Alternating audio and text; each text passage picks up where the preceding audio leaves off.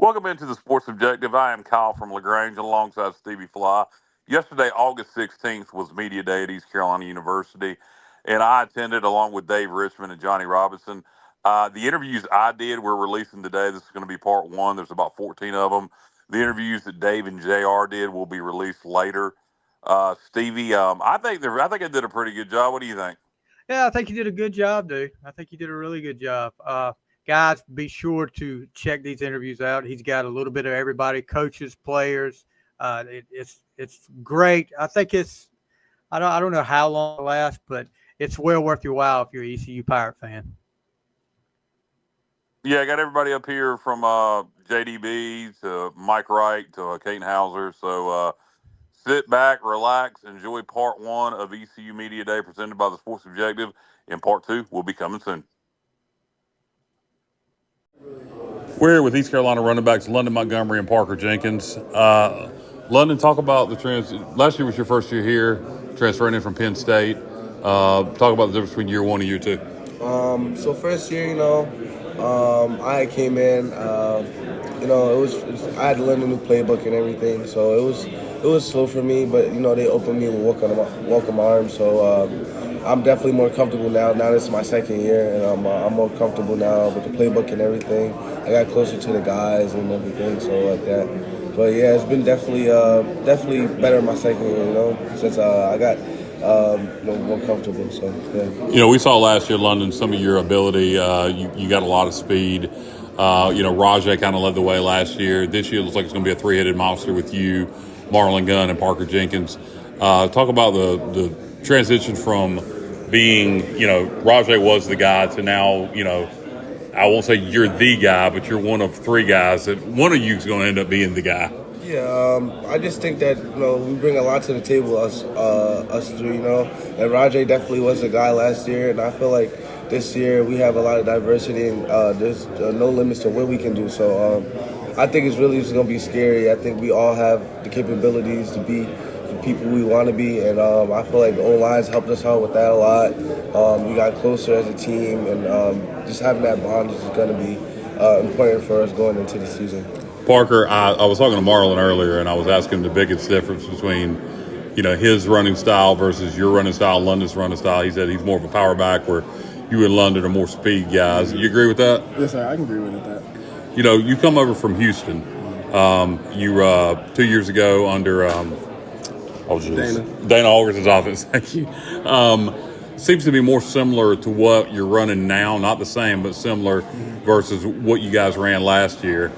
Do you feel more comfortable in this offense versus what you guys were running last year at Houston? Yeah, for sure. I feel like it's for sure about that, especially when you're transferring, just finding where you fit in.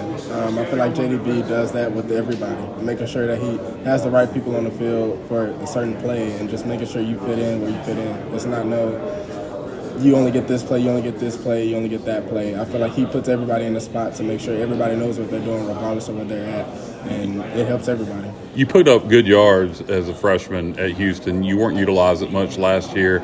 Was that just because of the coaching change? Was there any injuries? Why do you see the field as much last year?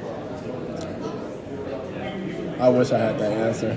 I searched for that answer all last year, and I feel like I prayed about it and talked to God about it, and I didn't get an answer, so I guess it was just best for me not to have it and just for me to do what I needed to do, and now I'm here and I have another opportunity. So. Yeah, no doubt. And this question is kind of for you both.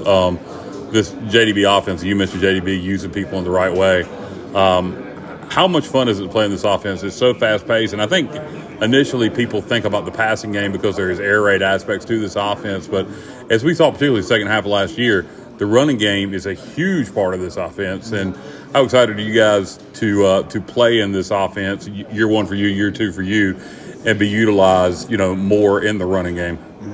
I feel like for me, I'm excited because, especially that we have a three-headed monster, like you had said before. We run a tempo offense, so it's going to be hard for a DC to, call plays based off who's in, based off of us, So we run tempo, whatever, and another one of us comes back in. That's going to put stress on the DC. So that just works with our offense. JDB calls our right plays. He knows what he's doing, and we trust him. So, yeah. Parker, you just getting here, so to speak. The other aspects of the ball's in your hand, You know what to do there. But pass blocking, et cetera, how are you picking up on that in this offense? I for sure that was one of the more things that I picked up when we first got here. They make it simple for us. It's hard enough for us to make sure we know what to do, especially as a running back. We're like not a lineman essentially, but we're there to protect the quarterback. That's the guy. So I feel like for sure that's like I said, that's one of the biggest things that I like. It's simple. We don't have to think as much. Either we have the read or we don't. We get in, we get out, and it allows us to get in space. Get us the ball another way rather than just getting it handed off to us. We get in space, we make people miss. That's another way for us to get another opportunity. So, and that's something that I wanted to work on last year that I didn't really get a lot of chances to, and my freshman year just becoming new to it. So I feel like that's something that I've been picking on up as well. We've all been doing that. Me personally, I feel like that's something that I've grown a lot in, and I'm proud of myself for that. You talking about making plays in space. How are your hands? Do you like being utilized in the passing game out of the backfield? Of course, like I said, it's another opportunity for us to get the ball. I'm not saying it's a me thing, but opportunity is an opportunity. If I can get out and get in space, make a move, utilize my speed rather than being clogged up in the lane. Like I said, it's another opportunity for me to get the ball and showcase my abilities. Tough question for you, London. How do you like being used in the passing game? I like it, because like you said, it just gives us another opportunity to make plays, and show our ability, but also, switch things up a little bit, and give DCs a hard time, because we can do a lot of things out of the backfield, passing-wise with us. So, yeah, I feel like that's going to be good for us during the season. And I'll ask both of you this. I asked Marlon this. Three-headed monster at running back. Does it matter to y'all who starts? I mean, everybody wants to start, but as long as you get your touches and see the ball, does it really matter? I mean, I feel like we're all going to compete at the end of the day, but like you said, we're a three-headed monster, whatever, whoever's in is in, so. To piggyback off of that, of course, you would love to see yourself starting, that's a dream. But like I said, from experience, we all feed off of each other. Whoever getting the rock, we're there to support each other. As soon as they get tired, we're backfilling them, and we just feed off each other, like I said. We're our biggest supporters, so. All right, thanks, guys. Good luck in the 2025 football season. Kyle, can I? Go ahead. Yeah, I'm still recording. Okay. JR's chiming in. Hey, I am. I just have a couple. It's too short for me to do it by myself, so here we go. First of all, congratulations to you guys for making the Doak Walker watch list, along with Marlon. There's only 4 teams in the whole nation that had that accomplishment. Mm-hmm. You, Notre Dame, USC, and then the 4th team, do you know who it is? Temple. Oh, really? Yeah, you don't get to play them, so I thought that was interesting. But what I wanted to ask you, Parker, was how has your relationship with Coach Freeman changed now and when you were at Klein Forest and he was your OC? I feel like it's for sure became closer. As an OC, you kind of are the broader coach. You have to watch every spot. But as a position coach, you get that more personalized time with him. He gets to critique your every move. So I feel like it's for sure growing. As we're both getting older, growing, getting more mature, to be able to have those deeper conversations, to talk with each other. I feel like it's grown in those aspects. Awesome.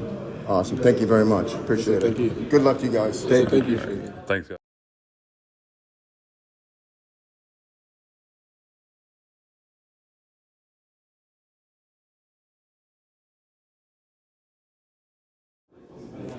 We're here at Media Day with East Carolina running back Marlon Gunn. Marlon, talk about how fall camp's gone so far. Fall camp's been good, just as far as, recovery-wise, offense, just practice in general, and, just Coach Harold taking care of our bodies. It's been a good fall camp. Last year, Rajay Harris was here, obviously, kind of led the way at running back position. This year, it's kind of looking like a three-headed monster with you, Montgomery, and Parker Jenkins. Mm-hmm. So how's that going? I mean, does it matter to you? Everybody wants to start, but you're going to play. Right. So how important is it that you start, or does it really matter as long as you see the field? It's all about competing and, bring your brother along with you, because the things that I may happen to miss, they might see, so they could bring it to my attention, or, vice versa, I could bring it to their attention. So as long as we're working together, it's just, we could all, be a special unit. Talk about the difference between your strengths as a running back versus Montgomery versus Parker Jenkins. They bring more of the speed to the table, and I say I bring, more of the power behind it. So it's like, that's pretty much all it is, more the speed side and the power side. So do you think you're going to be used more in goal line situations this year? Or? Yeah, I would say like more short yardage, goal line, different things like the 3rd and 1s and, the 4th and 1s, the goal line situations, more things like that. As a running back in this offense, it's up tempo. There's a lot of passing with Katin. How important is pass blocking for you as a running back in this offense? It's very important because that one block you may happen to miss could, sometimes it could be, an injury cause or maybe a season-ending injury, and you never want those things to happen. So protecting your quarterback is just, it's important because you never want to see that happen to him. Year 2 in this offense, year 2 in this tempo. How much easier is it this year versus this time last year knowing this offense? It's slowed down. Just from seeing the things that were so hard for me to see last year, or, simplified now because, being that, like I said, the game slowed down. So it's like, I sat back, you watch the film and it's like, that's all they were saying the whole time. Like, that's easier now. So it's just really just being patient. Back this past week, or maybe it was the week before, really doesn't matter. But you, Montgomery, and Parker Jenkins, all 3 on the Doak Walker Award list. Were you surprised to see all 3 of you guys up there as preseason award nominees? Yeah, really, I was. But I mean, just the hard work, the hard work you put in and, the different things, you never know who's really watching you. So right. Just, being able to be a part of that, I'm proud of those guys also. But, just being able to be a part of that, I'm, blessed and thankful for it. Any added pressure from that, or is all the pressure internal? You got to, just leave the rat poison where it's at. You can't let it get to you. You just focus on the next day. Because just as fast as you can get it, as fast as it can get taken away from you. So you just got to, put it behind you and keep working. Speaking of rat poison, Game 1, NC State, rivalry game. I know you guys just beat them in the bowl game. You know what it means to play those guys, to beat those guys, though it does not make or break the season. Do you approach it as just another game, or are you ready for the rivalry? I'm ready for it. It's just it's the most important game because it's the next one, but it's just going into the game. I understand the history behind it. They talk about it all the time. But I mean, it's just it's another game, and hopefully, what I'm saying, gonna want to go in there and win and different things like that. You just can't let that other stuff get to us because it can cost us in the long run. Right. Is there, when you look at conference play in the American, for so long there's been so much turnover really in this conference. There hasn't been a true conference rival for East Carolina. It feels like Charlotte, because of what's happened and them being in the same state, is kind of turning into that. Obviously, that's way down the line in November. Right. But does that feel more and more like it's becoming a rivalry in the conference? Yeah, especially like from last year, that happened. So, you want to get back at them, for that. So, I mean, that game is going to be a big one. Yeah, a lot of football to be played before then, but I'm looking forward to that one. Yes, sir. Marlon, thanks for talking, and good luck this season. Yes, sir. I appreciate it. All right, thank you. We're here with East Carolina quarterback Mike Wright. Mike, you just got here, in the summer. You played at Vandy, you played at Mississippi State, you were at Northwestern. Talk about the transition to East Carolina. Yeah, like you mentioned, I've been on world tour, so I gotta keep crossing off the states while I'm still here. But I'll put it this way, I mean, you want to talk about a community that loves football and that embraces people, I mean, to the highest level that I've ever seen. I mean, this community is absolutely amazing.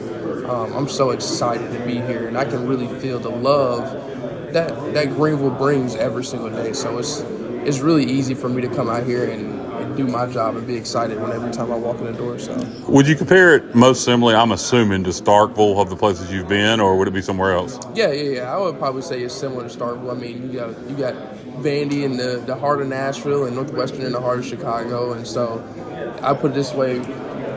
This is my first time hearing a bird in a long time, because we don't have that in Chicago. You wake up to car horns, and here you hear the birds chirping when you walk outside. So, yeah, I'd probably say it's a little similar to Starkville. Do you prefer the college town experience versus the big city, or is there advantages to both? There's absolutely advantages to both. But when you're in a more college town, you can feel more of the love that the community has for the football team. I mean, we always make the joke of saying, everybody's mood on Monday mornings depend on the football team wins or loses. And so It's true. So we want to make sure that we put as many smiles as we can as people into their job on Monday morning with a win on Saturday. And so, like I said, we'll make that happen this year. You know, you are known for your speed. Anybody who's watched you play knows how fast you are. Right. I asked JDB. He said, you're being utilized on special teams some. I asked Katin, does he expect to see you in any packages? And he smiled and said, I'm going to kind of give the company the line. Yeah. How do you expect to be used this year in this offense? Yeah. Well, whenever you have a creative offensive coordinator like JDB, you don't know. And so what I can tell you is whatever my role is, I promise, I am all in for it. And, I can always control my energy and effort, and everything that I have will go into that role. If it's needed be where, I had to step in at a different place where I haven't really, played so much in the past, I'm game. At the end of the day, I really want to help this team win, and no matter what that looks like, you can count on Mike Wright to do it. Can you envision any scenarios where you and Katin are at the backfield at the same time? Maybe, like I said, when you have somebody like JDB, you don't really know what he's thinking, and so that's what really makes him an amazing offensive coordinator and amazing coach, because he doesn't do things the traditional way. There's not too many offenses that can execute at a high level and snapping the ball with 30 seconds on the play clock every single down, or rushing the tempo, and you got a whole entire line that's full of 300-pounders that can move like linebackers getting up to the ball. So his ability to naturally just create an offense like that and keep that forward, you absolutely have no idea what he's thinking. So that's why we as an offense are, whatever your role is, be the best at your role, because it could change and you never know what it's going to be. You played at multiple offenses at Mississippi State, Vandy, Northwestern, as mentioned. Yeah. How would you compare this JDB offense to other offenses you played in? Yeah, so it's really similar to kind of like the air raid. That's what we were similar to at Mississippi State. I had a chance to. Now, were you at State under Leach? So I was at State when Leach had just passed away. Okay. But then Coach Levy came in, and even with Leach there, I was there with Will Rogers. And if anybody knows the air raid, it is Will Rogers, and so we had a lot of similar elements of that air raid that kind of carried over, and then that's pretty much kind of like that's the most similar offense I can give to JDB's offense that we currently have, but it's nowhere near just the air raid. Right. That's what makes it so much different than any other systems, kind of really in college football or football period. So. What was in your decision to come to East Carolina from Northwestern? Yeah, I think for me it's just about being around a great group of people.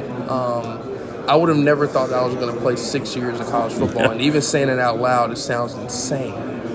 With the new junior college rules, a lot of people are going to be doing it. Listen, and more power to them. I just hope they're graduating. That's my thing. But I put it this way: for me, it's like if I am choosing to play this last year, being around an environment. In a culture that you can hang your hat on. I smile every single day I walk into this facility because I'm surrounded around great men and women every single day I walk in the building. And so that's what really that was the biggest factor in coming to ECU. The football stuff would take care of itself. I can play football. But it's hard finding a great group of people to go have fun with and go doing it. So that's what ECU presented, and I'm glad I'm here. We're glad you're here too, Mike. Good talking to you, and good luck in the 2025 football season. Yeah, thank you. All right. We're here with J.D. Lamley, defensive lineman for East Carolina University. J.D., talk about how fall camp's gone so far. It's going good. We did a good job working as a team. And a big part of camp is just that camaraderie. You're around each other for 3 weeks straight, all day. So building relationships. Maybe sitting with guys at dinner that you don't usually sit with. Just talking to people more. Just getting to know people better. Yeah, that's something Coach Harrell talked about is no phones at dinner, debate, breaking up rooms, kind of having defensive linemen, maybe sit with running backs, et cetera, et cetera. How important is that for team continuity to get to know the entire team and not just your unit? I think it's really important, because even though like you might not play the same side of the ball as them, like those guys, you still can't win without them. So you need to know. I think it's important that you know your teammates and that you build relationships. A lot of turnover on the defensive line from last year. You're an experienced guy, a guy that has produced in the past and expected to produce this year. Do you feel added pressure being a veteran guy that, you know, is maybe more looked at for you this year versus in the past? I wouldn't say added pressure. I just say like I look forward to trying to help out, find ways to help out, or like find ways I can help my teammates. You know, like whatever I can do, I'll do it. How good do you think you guys can be as a unit defensive line? And Coach Aldridge said he thought you guys could bring a lot of pressure to the quarterback. That's one thing he mentioned specifically. How good do you feel about this defensive line? I feel good. I think we're very athletic up front.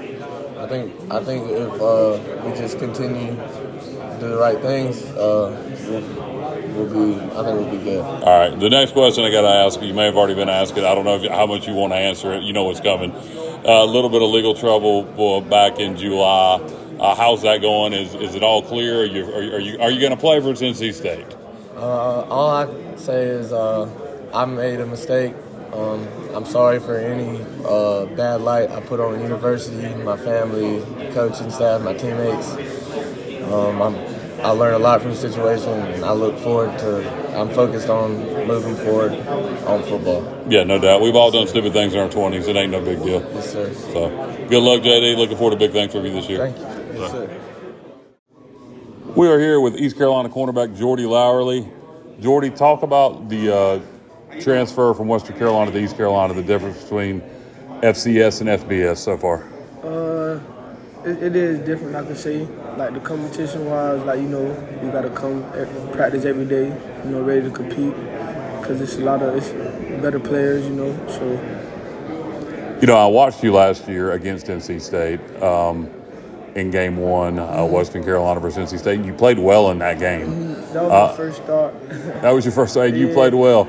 Does it give you confidence knowing you've been in that environment, you've been in that stadium, you've done it there, and you played well? Yeah, for sure. And I'm looking forward to being back in there quick. So the rivalry between ECU and NC State, how much do you know about that? Is that something you've embraced, or is it just another game?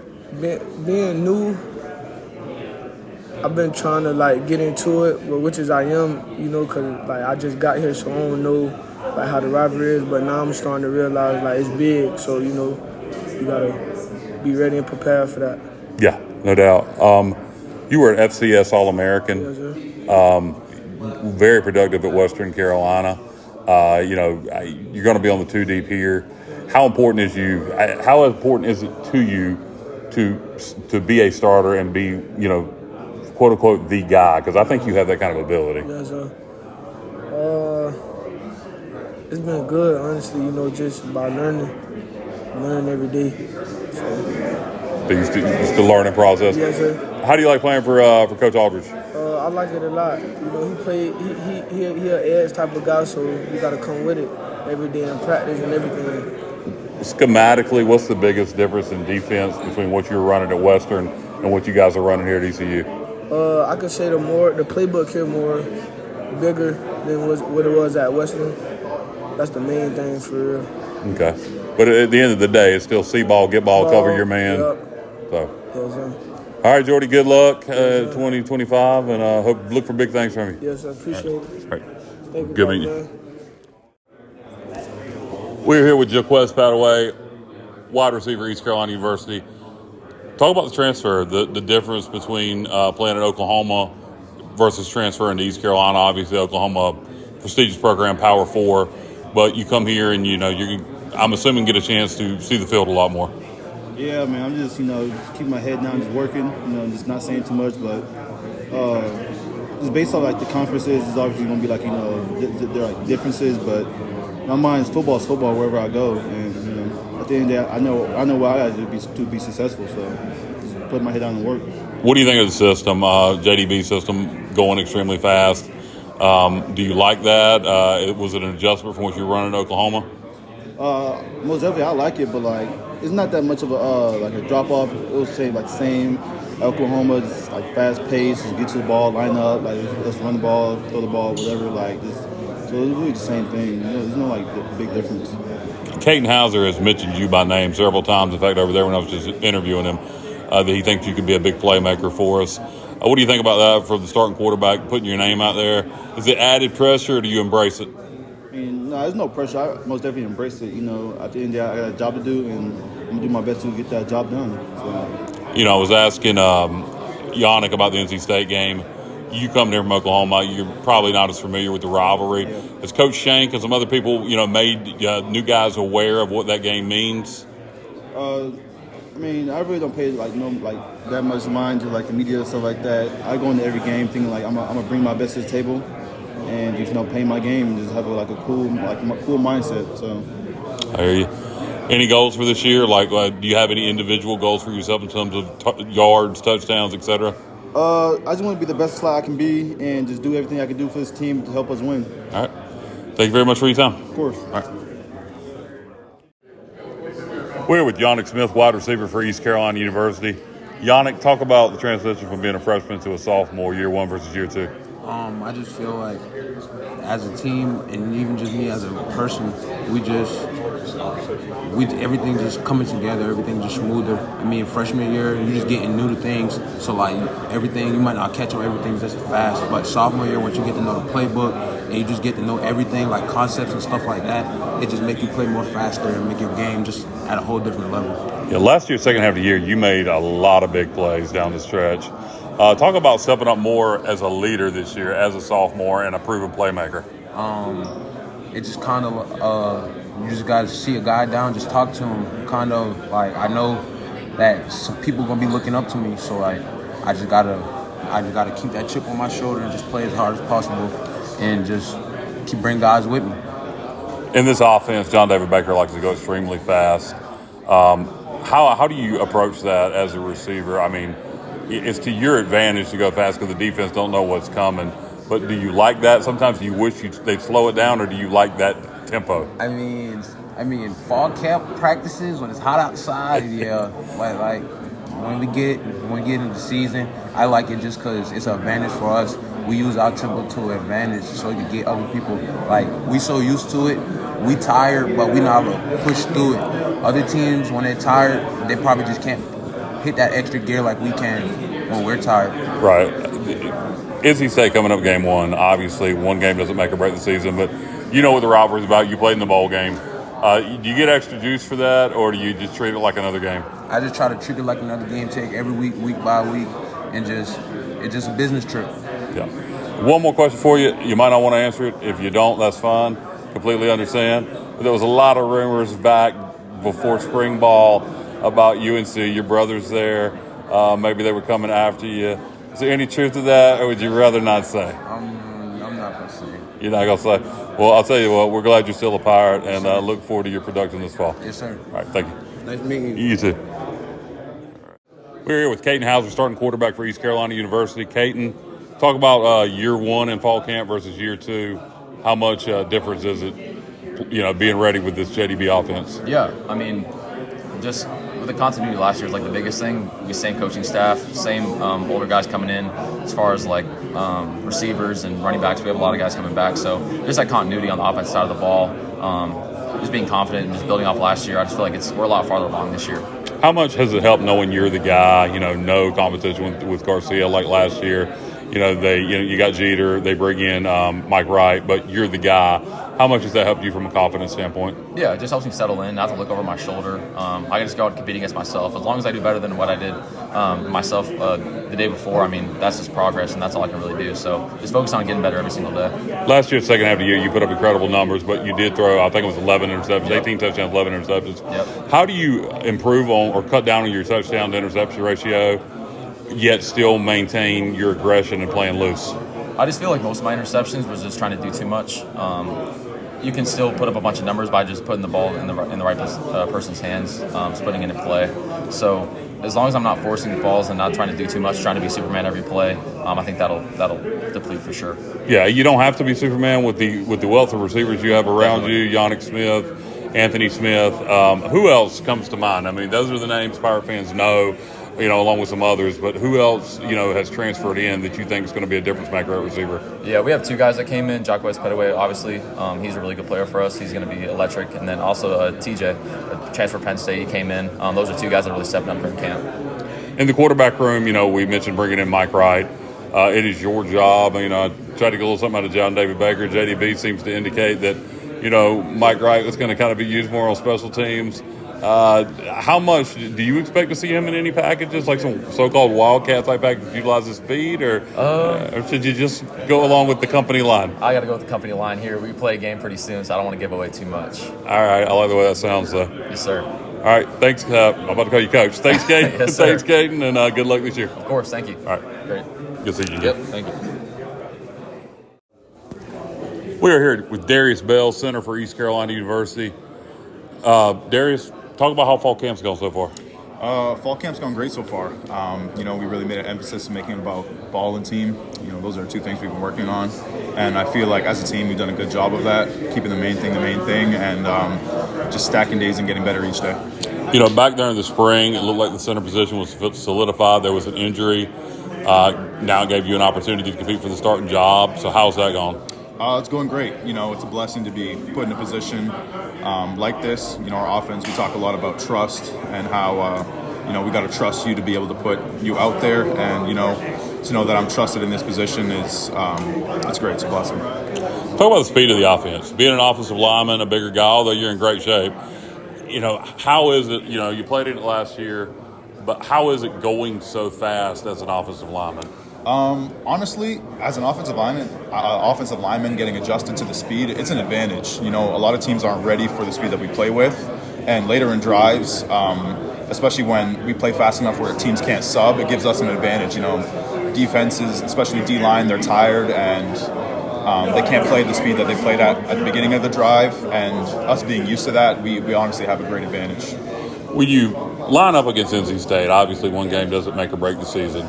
But, you know about the rivalry. When you're in the trenches like that against the D-line, it's where it kind of gets down and dirty. What are your thoughts on playing the Wolfpack? Is it just another game to you, or does it mean more? Again, one of the main things we pride ourselves in with the Pirates is it's about us. We're just focused on doing what we got to do. It doesn't matter who we line up against, rivalry or not. Obviously, next game's the most important game, and this is one we're focusing on, and we're just making it about us. Darius, thank you, and good luck with the 2025 football season. Thank you very much. We're here with Coach Maddox, offensive line coach for East Carolina University at Media Day. Coach, talk about this is year 2 for you in this offense. Talk about the transitions from last fall camp versus this fall camp, the difference. Yeah, I think, the biggest deal for us is we've got a lot of guys now that, know what we're doing as far as offensively with schematics and calls and things like that, and how we, what our expectations are. So we were able to really kind of fire into and dive into the how to do things more and really crank up the details more and more. And so any of the new guys that came in, we already had a lot of guys that had the leadership and knew what the expectations were and stuff. So you could have more peer-led situations, which makes it nice, and being able to kind of accelerate the growth even of the new guys coming in as well. You said the word accelerate. That makes me think of how fast the offense goes. Being the offensive line coach, those are the big guys. They got to move downfield in a hurry too. How is that? How is coaching these guys to move fast, after one play to get down the field to the next play? Well, it's definitely, I think they say it's pushing the herd is always the way to go. And luckily I've coached in this offense, multiple years throughout my career. And so I try to give them some expectations of what the real feel is going to be like, and try to make sure I can get in front of that stuff as much as possible. But Coach Baggett and his crew with the strength staff, they've done a great job in the off season making sure these guys are in the best physical shape that they've been. And so when they showed up to us in camp, they were in a really great position, and so they had a lot of confidence with that part of it. And so, us just continuing to, make sure that every single rep we take is a game rep, and the more we can practice that way and everything and go execute at that speed, then things are going to look up for us. And so I also love it for a big guy, because you don't have a lot of time in between, if it's good or bad, to dwell on it. You got to move on to the next play and play the next play. back in the spring, it looked like the center position was pretty much solidified. Unfortunately, we had an injury there. How is that coming in fall camp? Yeah, unfortunate with Carson there and that situation in spring, but like Darius Bell and Bryce Weaver have been a couple guys that have stepped up, and Darius, wanted to take that ownership and that leadership role. Obviously played a lot last year at guard, and kind of was banged up through the end of the year, and wanted to make sure he was an every down type of guy. And so, once we kind of approached him with that position and that spot, he was eating it up like crazy, and he's a guy that I tell him, I said, I know he's going to go make a lot more money doing some medical something here and there, but I said he'll have an open invite to be my GA for life if he ever wants to get into the coaching role. And Coach, one last question for you.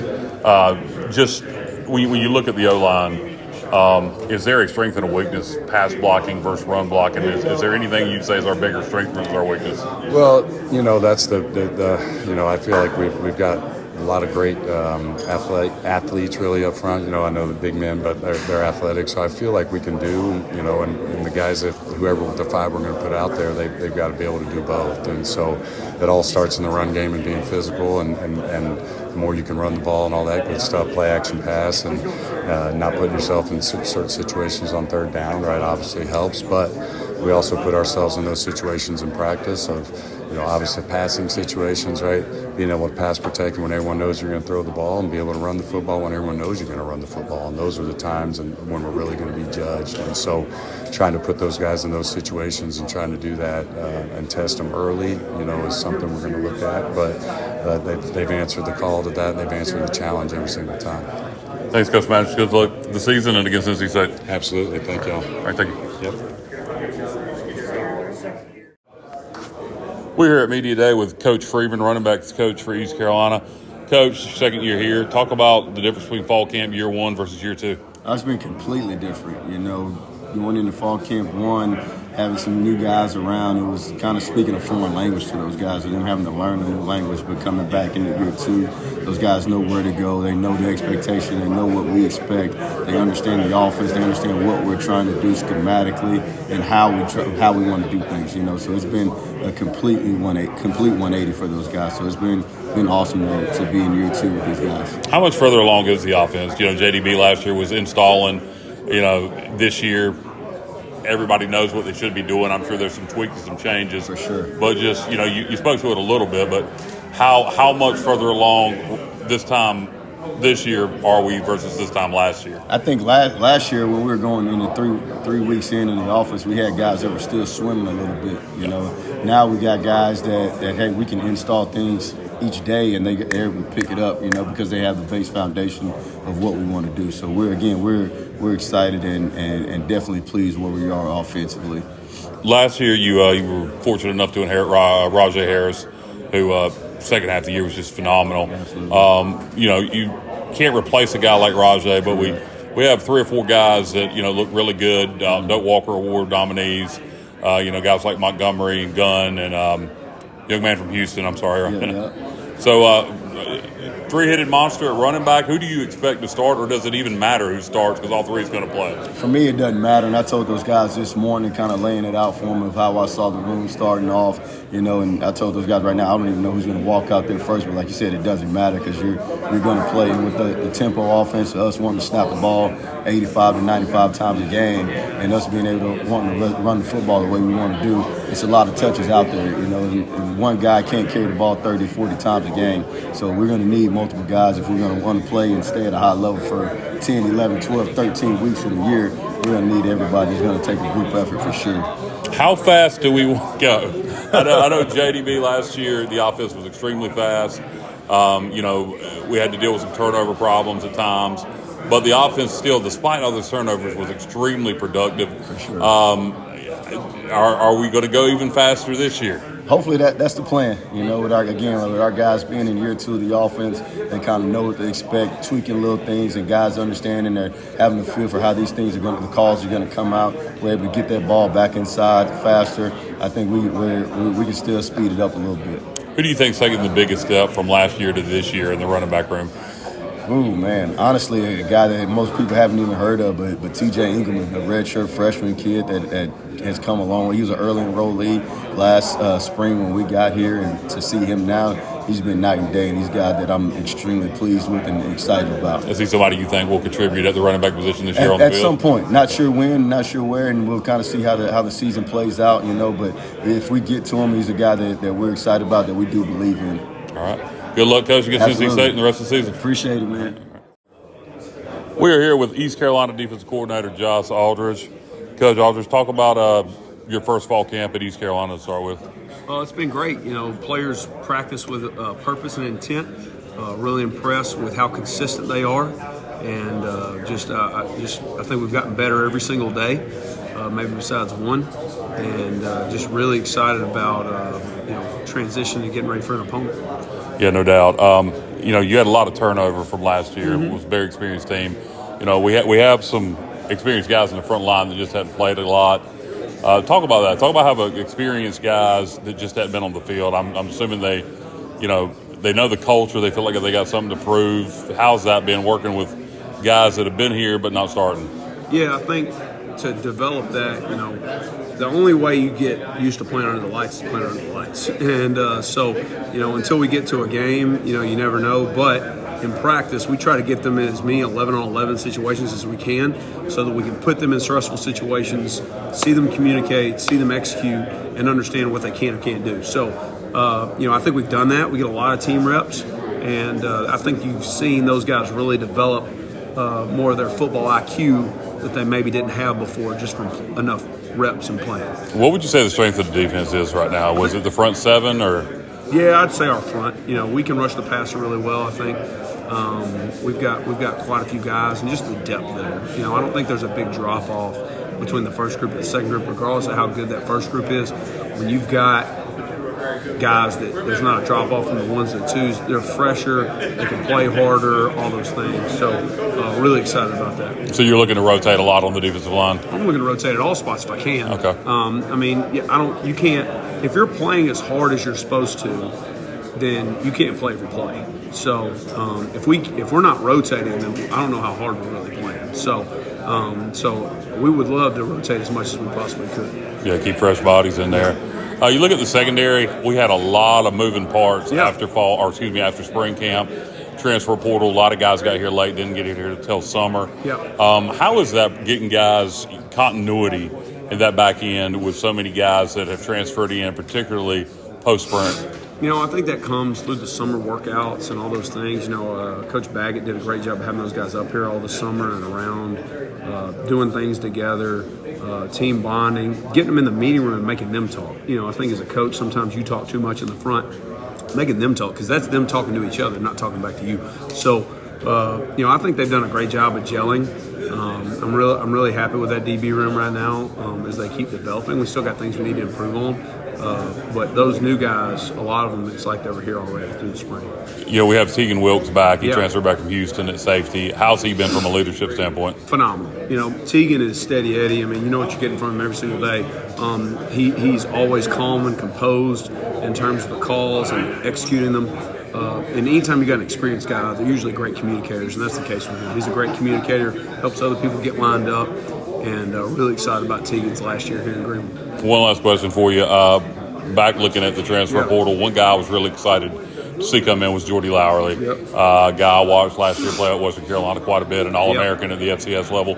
How's he been so far? Has he lived up to expectations, so to speak? Or? Yeah, there's just a lot of competition in that room, right? Some days George with the one, some days not. Really excited about him. I think he gets better every single day.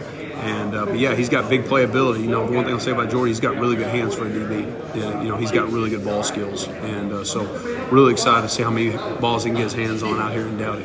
All right. Thanks, Coach. Yes, sir. We are here with East Carolina safeties coach and former East Carolina player Damon Magazoo. Coach Magazoo, if you will, talk about year one here as an assistant coach versus year two in terms of fall camp. Yeah, year one was really trying to get to know the staff, the players, and know them, personally on a deeper level, and get into the scheme, dial into those details, and understand the culture that was built here by Coach Harrell defensively. So there was a lot of learning on my part. Still a bunch of learning right now. We're always trying to learn.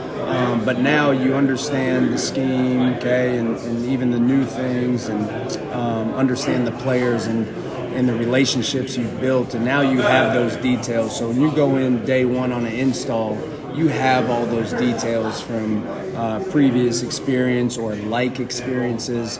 And so being able to get the guys into those details early on helped going through spring and fall camp where it's not more general install.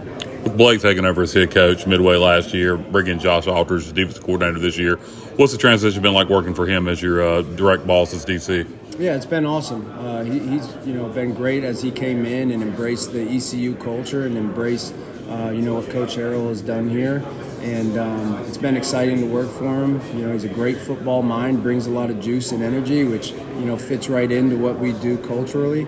So he's been a blessing to be around and learn from. From a schematic standpoint, is it a very big change, slight change? Obviously, Coach Aldridge is going to want to put his own spin on things, but I would imagine we're still going to see similarities on defense. Yeah, I'm going to tell you most generically, it's the biggest change defensively, but also there's no change defensively. I know that makes no sense. It doesn't. It doesn't. I think I know what you mean. But I said it for a reason. Sorry, NC State. Yeah, there you go. You don't want to give away any secrets. We'll talk about some personnel. Obviously, Tegan Wilkes coming back over after going to Houston. What's it like having a guy that knows the culture, understands what it's like, produced when he was here? He went away, but now he's back. So how was that been? Is he taking over as a leader, or has he kind of had to earn his spot back? How's that going? Yeah, he definitely had to earn a spot. Nothing's ever given, and that's what ECU is built on, is earning everything that you get. And so he earned his spot, and he did it by going to work every single day. And, he became a leader as he was earning his spot at the same time. So him and Jamarley have really gelled really well, not just on the field, but off the field in meetings and things like that. And they've both been great leaders for the group, and both very intelligent, high football IQ guys. So them running the back end, has been phenomenal watching them work together throughout all of camp. Jamarley Riddle's a name that's come up a lot throughout fall camp. Talk about his development, and then some other guys, some transfers and some young guys maybe we haven't seen as much that you expect to contribute this fall. Yeah, Jamarley came in, came from a great high school program down in Camden County, came in, with a very high football IQ. So from the start, we were able to have great football conversations. And now, he's been able to now dial into all the pre-snap alerts, simple changes, whether it's from a check or alignments based off what he's seeing and anticipating plays, and then confirming with his key of what he was anticipating. So already a very athletic young man, very intelligent, and now, having all of that playing experience from last year and going through spring and camp is trusting his instincts and what he's learned. And so now that's elevated his athleticism even more. So very excited for him and what he's about to do this year. Anybody else you expect to contribute, some other names? We're going to have a good amount of guys rolling in. We try to keep guys fresh in the fourth quarter of a game and fourth quarter of the season. So you'll have Aiden Duncanson, Ladarian Polk, Kamari McKinley, DJ Spear, who's a young man that just got here in January. And they've all been competing their tails off, all fall camp. And so creating that competition has elevated everybody's game. So very proud of how they have come to work and the mindset that they came in every single day to really build out the depth of the safety room. Absolutely. Two more quick questions for you. One, you played here. Does that resonate to the guys at all? Does it matter to them? You've chewed the same dirt, been on the same practice fields, know what it's like to be a Pirate. Does that help you get their attention anymore, or does it not really matter? I think they understand that there's a sense of pride that comes with being at ECU, and me being, a previous player and alum. I think they can feel that in how I coach. Maybe not necessarily exactly. I don't really talk about it a ton, but I think it's more of them feeling the passion of how I coach and them understanding the amount of pride that I have in wearing the purple and gold and being on these practice fields and being in Dowdy-Ficklin and the appreciation from the community and all the support. I think they can feel that, and hopefully that's bleeding into them to having that same amount of pride and elevate. Now, correct me if I'm wrong. It's my final question for you. But I believe, going back to when you were a player, I joked with you about the 2010 NC State game. But, then the bowl game this year. I don't think you've ever been on the sideline for a loss to NC State in Greenville. I'm just going to knock on wood. I don't want to say anything out loud, brother. So we can keep that trend continuing. Thanks, Coach. Yes, sir. We're with John David Baker, offensive coordinator for East Carolina University. Coach Baker, just start with the transition from year one to year two. How much easier have things been this year during fall camp versus last year? I mean, the biggest thing is you're not going through a quarterback competition. You know, you come into fall camp knowing who the guy is. So that alone makes everything so much easier. But also you've got an entire coaching staff that's back on the offensive side. And so just the familiarity with those guys, we're all speaking the same language. We all know what it's supposed to look like and what we're trying to get done. And so from those two pieces alone, it's been a much easier transition from year one to year two. You mentioned continuity on the coaching staff. Obviously, changed the head coach mid-year last year, Mike Houston, to Coach Harrell. But you kept most of your offensive staff in place. How much of a difference was fall camp this year under Coach Harrell versus Coach Houston?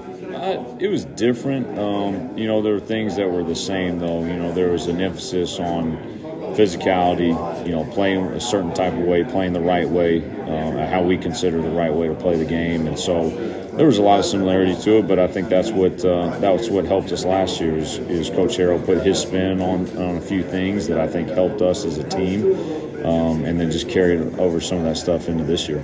Coach, last year, Katin Houser, I believe it was 18 touchdowns to 11 interceptions.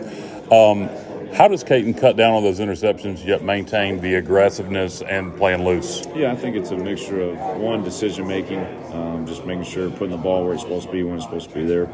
But at the same time, a little bit of it is just making sure I'm not trying to do too much. Last year I think the times that he got in trouble was, he's trying to make a big play every time instead of just taking what the defense gives him and living to play the next down. Gotcha. Well, Coach, I had something else, but it's gone. How good. Appreciate your time. And one more thing. Competition at running back. Obviously, Rajay Harris did an excellent job, particularly the second half of last year. Everybody remembers what he did in the bowl game. We got Gunn, we got Montgomery, several other running backs. Who's kind of leading the charge this year at running back? Yeah, I think it'll be by committee, and that's what we want. I think obviously you got Marlon London coming back, and then Parker Jenkins has been a great addition. I think DeJuan Lacey has flashed at times for us, and as well as TJ Ingram. He's been in the system now 2 years, and he's just one of those guys. Like every time the ball touches his hand, he seems to pop off 5 or 6 yards. So it's a deep room, but really excited obviously about the two coming back, and then also Parker I think will be a great addition.